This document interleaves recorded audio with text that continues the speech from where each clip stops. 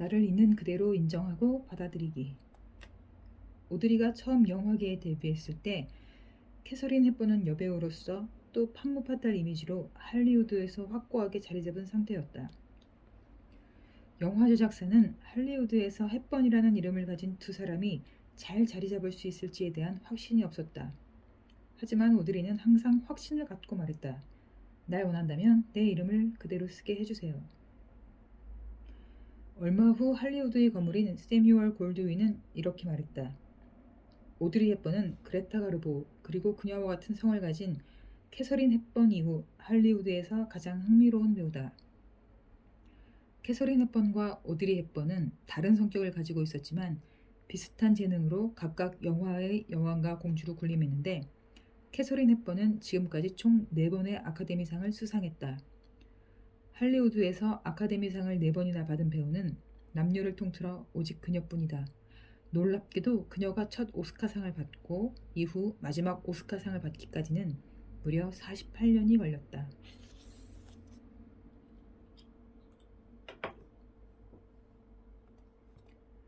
삶의 진정한 가치를 잊지 않기. 오드리는 16살이 되던 해 이미 많은 것을 알고 있었다. 그녀는 인간이 경험할 수 있는 최악의 상황인 전쟁을 경험했기 때문이다. 오드리는 전쟁을 겪으면서 사람들이 우리가 생각하는 것보다 더 친절하고 인정이 많다는 걸 깨달았다. 전쟁을 겪은 모든 사람들이 오드리와 같은 깨달음을 얻는 건 아니다. 전쟁이 끝난 후 사람들은 인생에서 진짜 중요한 가치를 쉽게 잊어버렸다.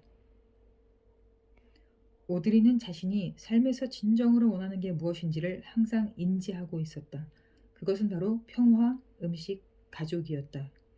그 외의 것들은 그녀에게 케이크 위에 있는 장식과 다르지 않았다. 많은 웨이트리스가 배우가 되었지만 탁월한 재능을 가진 이들은 별로 없었어요. 하지만 오드리는 달랐죠. 실제로 학교에 가고 발음이 좋았고 피아노를 칠 줄 알았어요. 오드리는 가냘프고 작은 체구를 가진 여성이었지만 남들에게는 없는 남다른 무언가가 있었어요.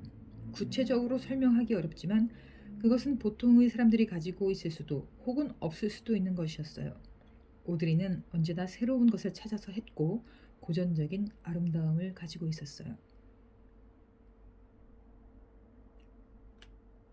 커다란 갈색 눈동자와 작은 코, 바람이 불면 부서질 것처럼 연약해 보였지만 실제로 오드리 헵번은 아주 강한 사람이었어요. 힘들어하는 사람들에게 용기를 주고 올바른 생각을 가졌고 심지가 단단한 사람이었죠. 캐서린 헵번도 오드리와 비슷한 성향이었지만 캐서린은 훌륭하고 맛있는 음식, 맑은 공기, 바람이 잘 통하는 큰 창과 8시간 이상 자는 것을 더 좋아했어요. 두 사람을 비교할 수는 없지만 캐서린보다 오드리가 좀 더 우아하고 고급스러움을 가지고 있었어요.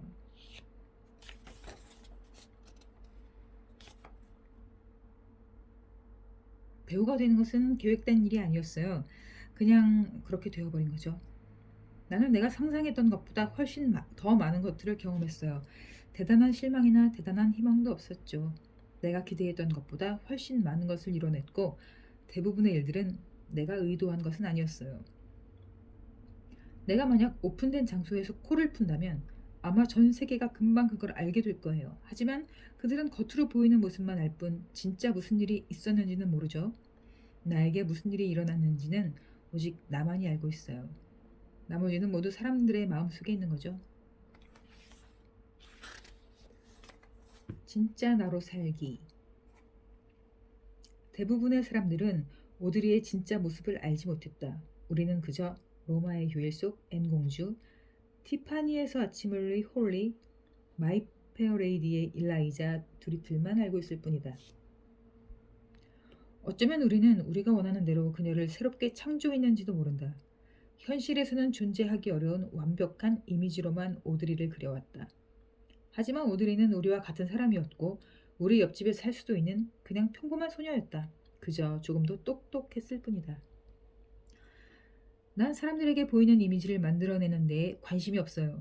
다른 사람들이 생각하는 대로 살아야 한다면 난 아마 미쳐버리고 말 거예요. 사람들은 나에 대해 어떤 고정된 이미지를 가지고 있는 것 같아요. 그건 기분 좋은 일이지만 한편으로는 좀 슬프기도 해요. 난 그냥 평범한 사람이거든요. 때때로 화가 나기도 하고 가끔은 불안감에 밤잠을 설치기도 해요. 당신과 똑같죠? 지금 이 순간 소중한 것에 집중하기. 오드리는 여러 해 동안 가족과 함께 있고 싶다는 자신의 욕구와 그녀를 스크린에서 보고 싶어하는 세상의 요구 사이에서 균형을 맞추기 위해 많은 노력을 했다. 스스로 영화계를 완전히 떠나겠다고 결정할 때까지 그녀는 꾸준히 노력했다. 5번째 오스카상 후보에 오른 영화 어두워질 때까지를 촬영할 때의 일이다. 당시 오드리는 이제 막 7살이 된 아들 션과 오랫동안 떨어져 지내야 했는데 그게 너무 가혹하게 느껴졌다. 그녀는 뭔가 변화가 필요하다고 생각했고 곧 결심을 실천에 옮겼다. 그 후 2년이라는 시간 동안 그녀는 많은 일을 겪으며 이혼을 했고 새로운 사람을 만나 재혼을 했으며 둘째 아들 루카를 낳았다. 그리고 가족과 함께하기 위해 할리우드를 떠났다. 사람들은 10년 가까이 스크린에서 그녀를 볼 수 없었고 그 결정은 그녀가 평생 한 일 중 최고의 결정이었다. 살면서 가장 끔찍한 일은 내가 놓친 기회, 그때 이렇게 했으면 어땠을까 하고 죽기 전에 후회하는 거예요. 먼 훗날 내 인생을 되돌아볼 때 내가 출연했던 영화는 생각이 나는데 나의 아이들에 대한 기억이 별로 없다면 그것만큼 슬픈 게 있을까요? 아이들이 자라는 것을 지켜보는 것보다 더 즐겁고 신나고 보람되는 일은 없어요. 여러분도 기억하세요. 아이들이 자라는 것을 보는 기회는 그때 한 번뿐이라는 걸요. 내가 바라는 최고의 삶은 행복한 일과 행복한 인생의 조화예요. 단 한 가지 내가 두려웠던 것은 나중에 내 인생을 돌아봤을 때 그저 영화만 남는 것이었어요. 일은 언제까지고 할 수 없을 수도 있지만 가족은 언제나 나와 함께 할 테니까요.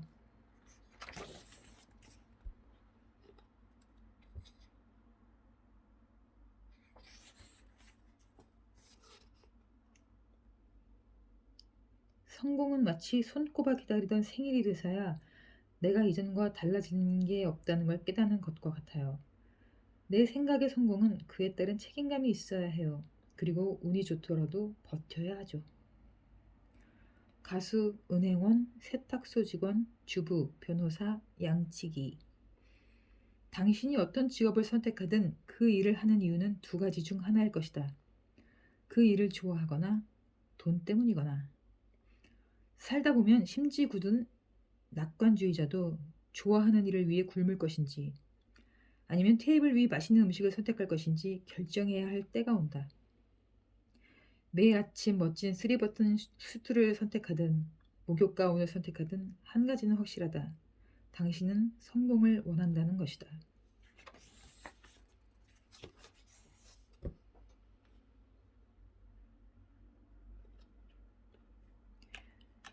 내 커리어는 내게 완전히 미스터리예요. 첫날 호텔에서부터 놀라움의 연속이었거든요. 난 내가 여배우가 되리라고는 상상조차 못했고 영화에 출연하게 될 줄도 몰랐어요. 그 모든 일이 마치 꿈만 같아요. 현재를 충실하게 살기. 오드리는 12살 때부터 발레를 본격적으로 배우기 시작했다. 2차 세계대전이 진행되는 동안 발레를 하는 것은 그녀에게 큰 위로가 되었다. 그녀는 손으로 돌려서 사용하는 그라모폰 오디오를 이용해 소규모 수업을 하나 맡아 발레를 가르치면서 적은 돈을 벌기도 했다. 박수 소리마저도 위험할 정도로 어두운 지하실에서 레지스탕스를 위한 자선 모금 행사를 하기도 했다.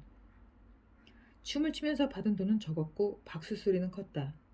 하지만 박수를 받는 대가치곤 너무 위험하긴 했다. 전쟁이 끝난 후 발레는 그녀가 암스테르담으로 갈 수 있는 계기가 되었고 결국 런던 서쪽에 위치한 영국 최고의 현대무용단이라 불리는 램버트 발레 학교에 가게 되었다.